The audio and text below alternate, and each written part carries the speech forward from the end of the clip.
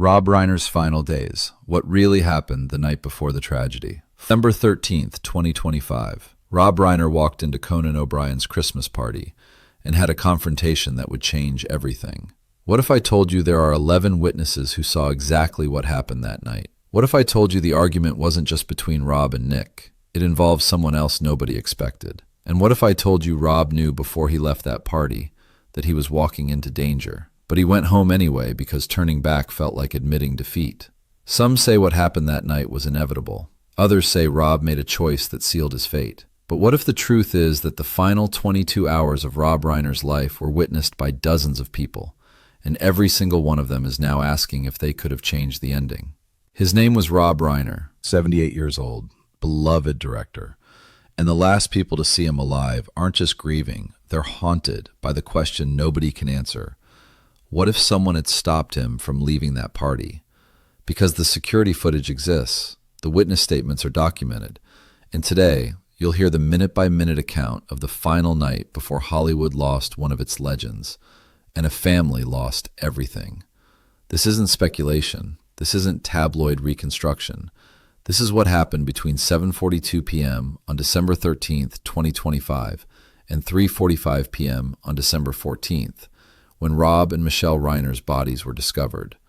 Every detail comes from police reports, witness interviews, security camera timestamps, and cell phone records that investigators compiled in the days after the tragedy. What emerges is a timeline so precise and so devastating that everyone who knew Rob has spent the last 2 months asking the same question. At what point could this have been stopped? And the answer might be the moment Rob walked through Conan O'Brien's front door.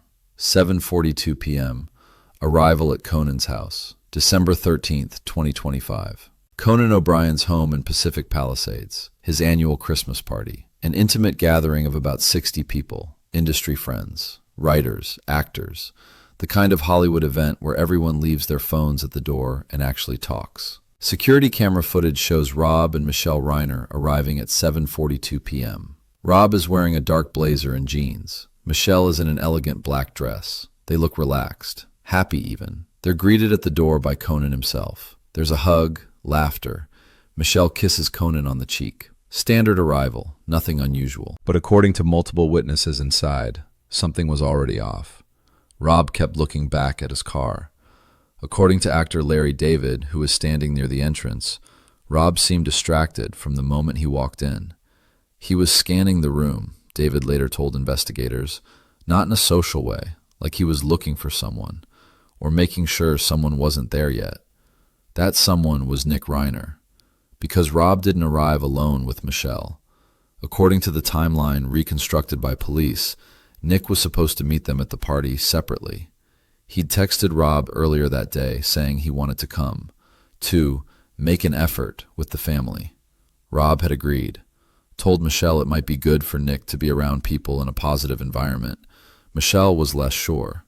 According to texts recovered from her phone, she'd written to Rob at 4:17 p.m. that day.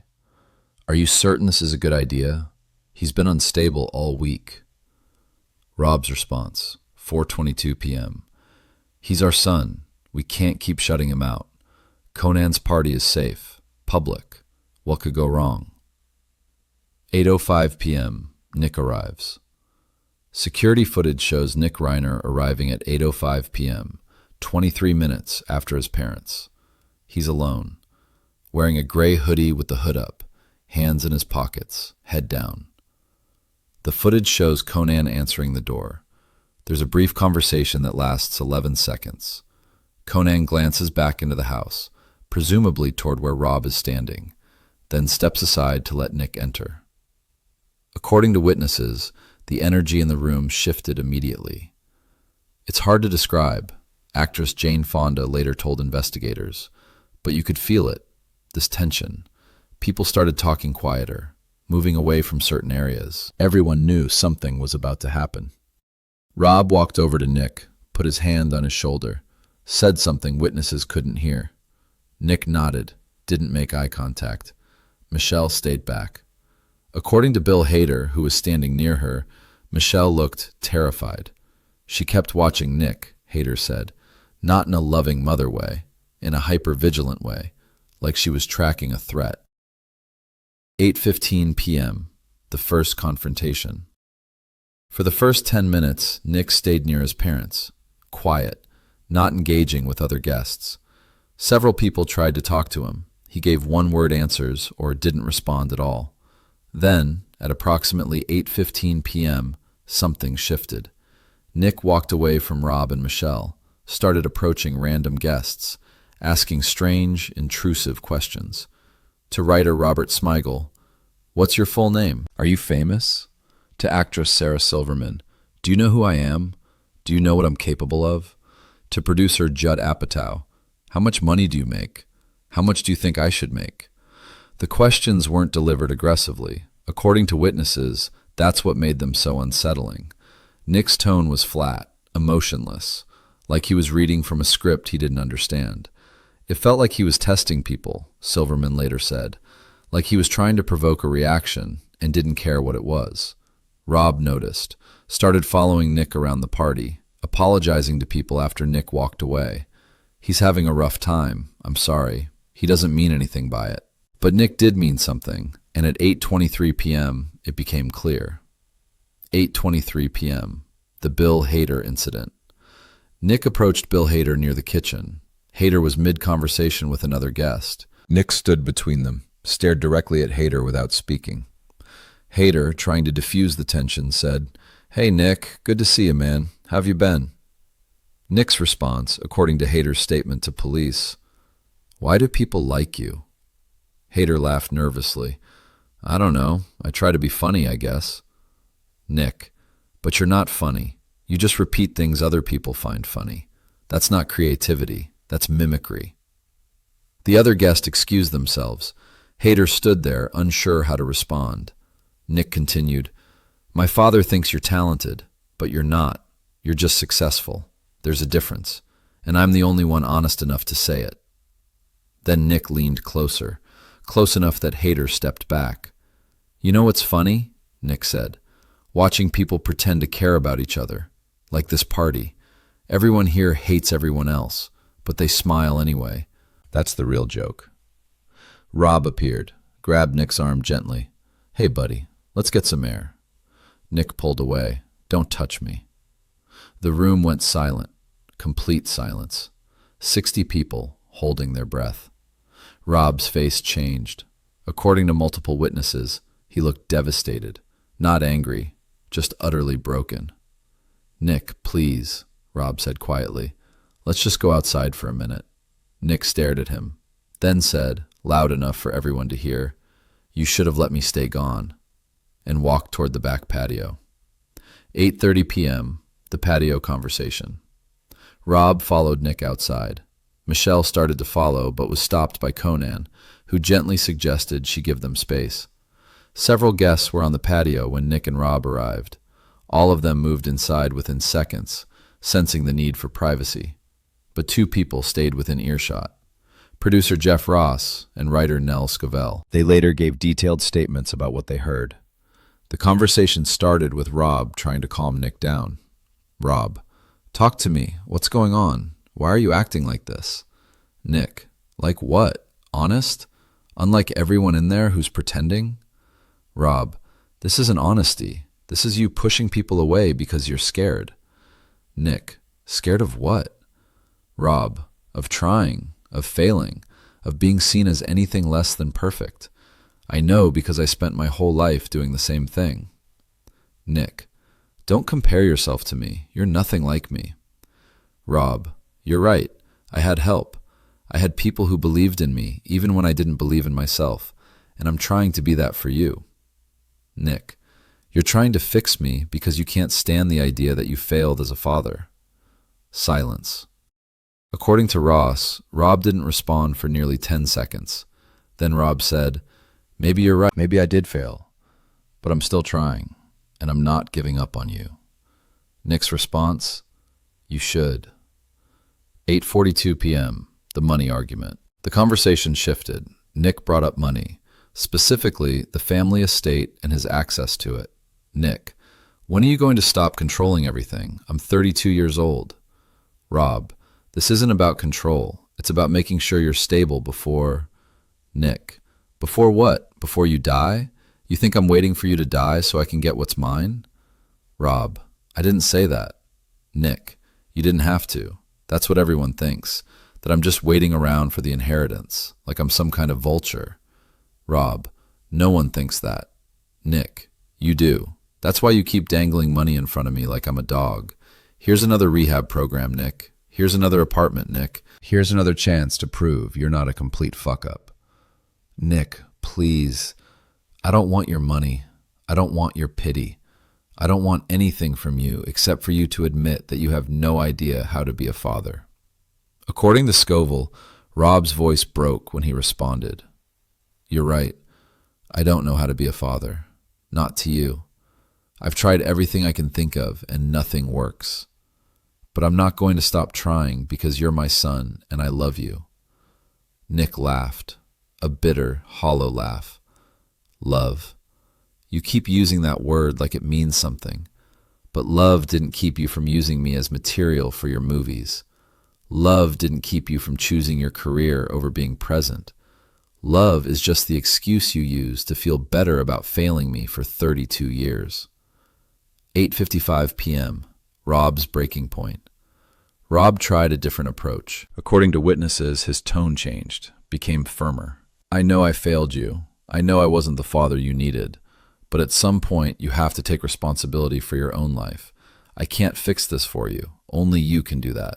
So now it's my fault? I didn't say that. You just did. You're saying I'm responsible for being this way, like I chose to be broken. That's not what Nick cut him off, voice rising. You made me this way. You and Mom and Carl and everyone in this fucking family who expected me to be something I'm not.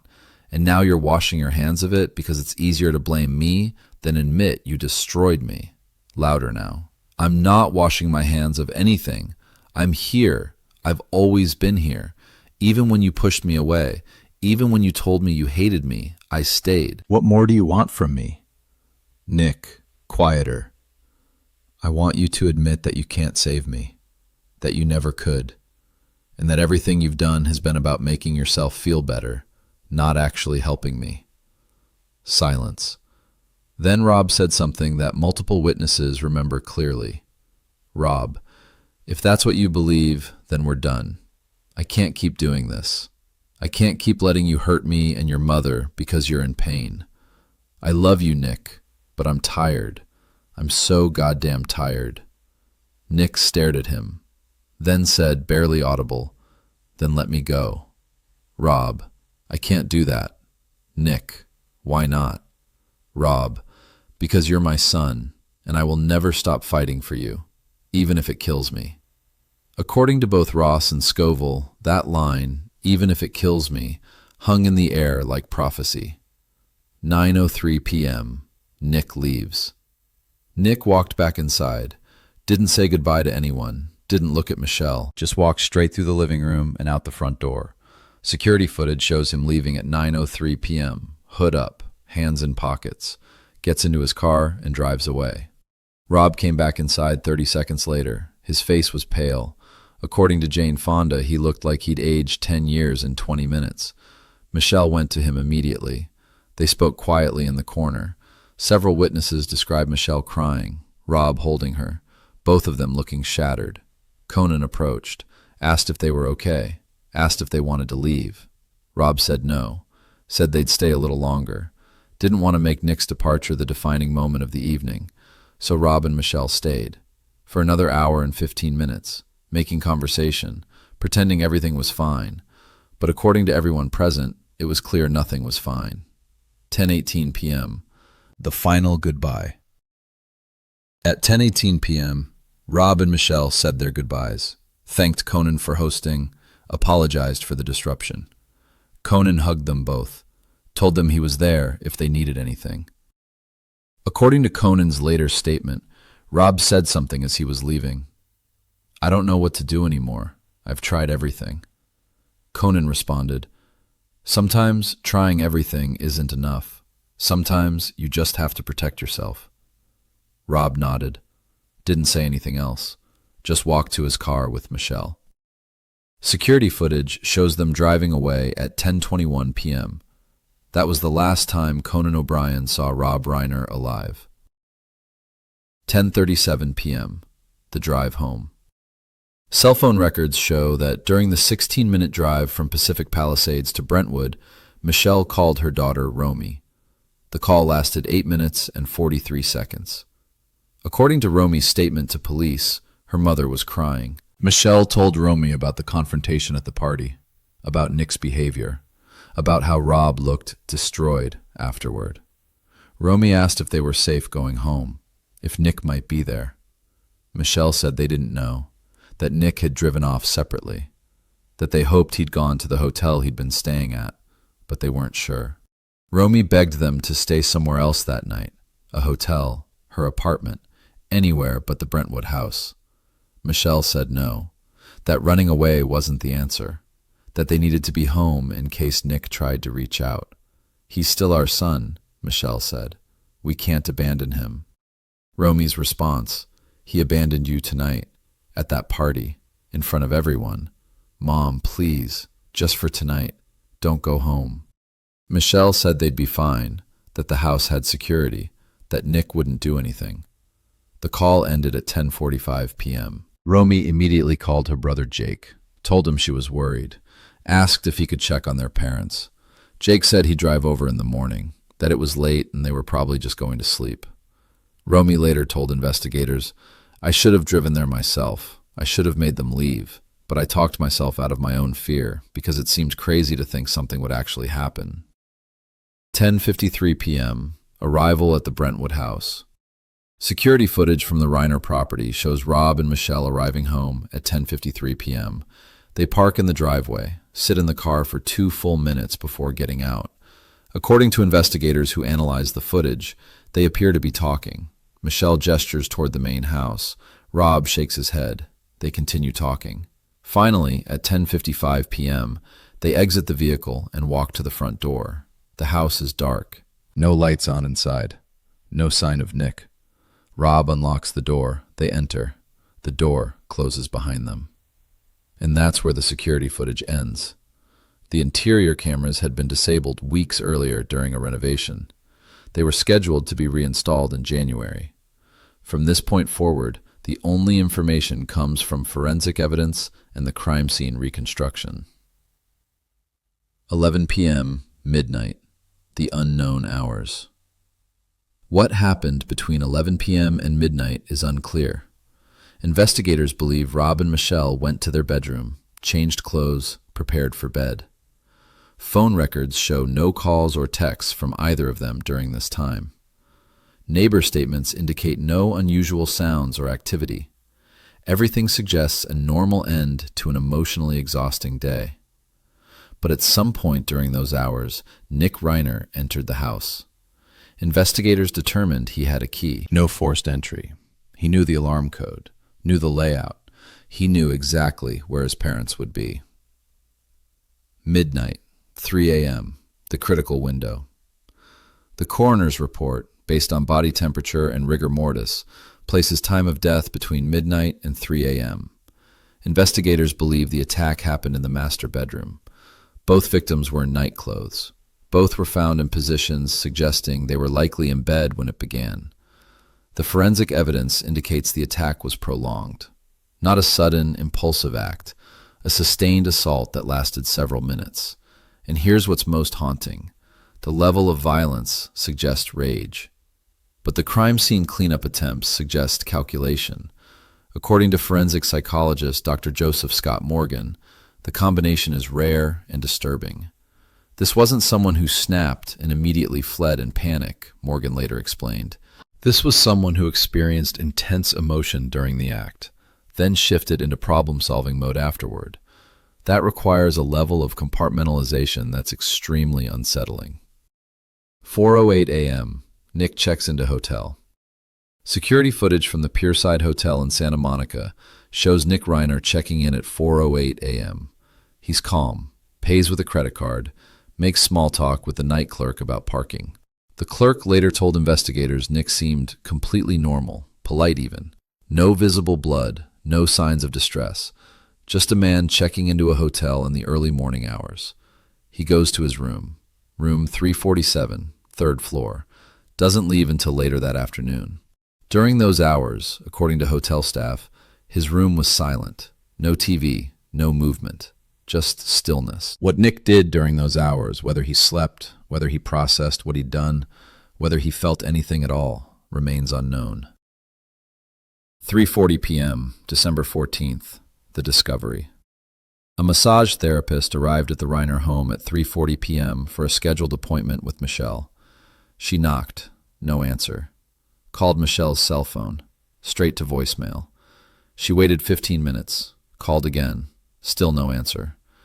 At 3:55 p.m., she called Romy Reiner, explained the situation, said she was worried. Romy called her brother Roy. They both rushed to the house, arrived at 4:12 p.m. Roy had a key. They entered together. According to their statements, they called out for their parents. No response. They walked toward the master bedroom and found their father. Romy immediately called 911. Timestamp, 4:14 p.m. Roy found Michelle moments later in an adjacent bathroom. Police arrived at 4:19 p.m. Paramedics at 4:21 p.m. Both victims were pronounced dead at the scene. The house was sealed. Homicide detectives were called, and the investigation into who killed Rob and Michelle Reiner began, even though everyone already suspected the answer. 9:15 p.m., December 14th, Nick's arrest. Police spent the afternoon processing the scene, building a timeline, identifying suspects. Nick Reiner was at the top of the list, living on the property, history of instability, present at the party where the final confrontation occurred. At approximately 7:30 p.m., detectives located Nick at an Arco gas station near Exposition Park. Security footage shows him buying a sports drink. At 9:15 p.m., officers surrounded him in the parking lot. He didn't resist, didn't run, didn't speak. He was taken into custody without incident. According to arresting officers, Nick showed no emotion, no fear, no remorse, just blank compliance. He was transported to LAPD headquarters, read his Miranda rights, declined to answer questions without an attorney. And that's where he remains, waiting for trial, waiting for judgment. But the question that haunts everyone who was at Conan's party that night isn't about Nick's guilt. It's about whether anyone could have stopped what happened next. The question nobody can answer. In the weeks since Rob's death, the witnesses from that night have been tormented by the same thoughts. Conan O'Brien. Should I have made them stay? Should I have called someone? Should I have physically prevented them from leaving? Bill Hader. Should I have called the police when Nick was acting erratic? Would they have done anything? Would it have mattered? Jane Fonda. Should I have pulled Rob aside and told him what my gut was screaming, that something terrible was going to happen? Larry David. Should I have driven them home myself, checked the house, made sure they were safe? Every single person at that party is asking themselves variations of the same question. What if I had done something different? And the answer is always the same. We'll never know. But here's what we do know. Rob Reiner walked into Conan O'Brien's Christmas party on December 13th, 2025, hoping that bringing his son into a warm, social environment might help heal their fractured relationship. Instead, he walked into a confrontation that exposed just how deep the fracture had become. And when he left that party at 10:21 p.m., he knew he was driving toward danger. Multiple witnesses heard him express doubt, fear, exhaustion. But he went home anyway, because to Rob Reiner, abandoning his son, even a son who'd publicly humiliated him, verbally eviscerated him, and warned him to let go, was worse than any danger he might face. Love without limits. That was Rob's philosophy, and it's what killed him. The timeline is documented. The witnesses are on record. The security footage exists. December 13th, 2025, was the last day Rob Reiner was seen alive by people who loved him. And every single one of them is now living with the knowledge that they saw the warning signs and didn't or couldn't do anything to change what came next. If this story makes you think about the people in your life differently, like this video. Comment below. Could anyone have stopped this? Share this so others understand that tragedy isn't always preventable, even when it's visible. And subscribe for more stories that go beyond headlines to show what actually happened. Stories with timelines, evidence, and the uncomfortable truth that sometimes knowing what's coming doesn't mean you can stop it. because December 13th, 2025 will be remembered as the night Hollywood watched Rob Reiner walk toward his own death, and nobody stopped him. Not because they didn't care, but because no one believed it would actually happen, until it did.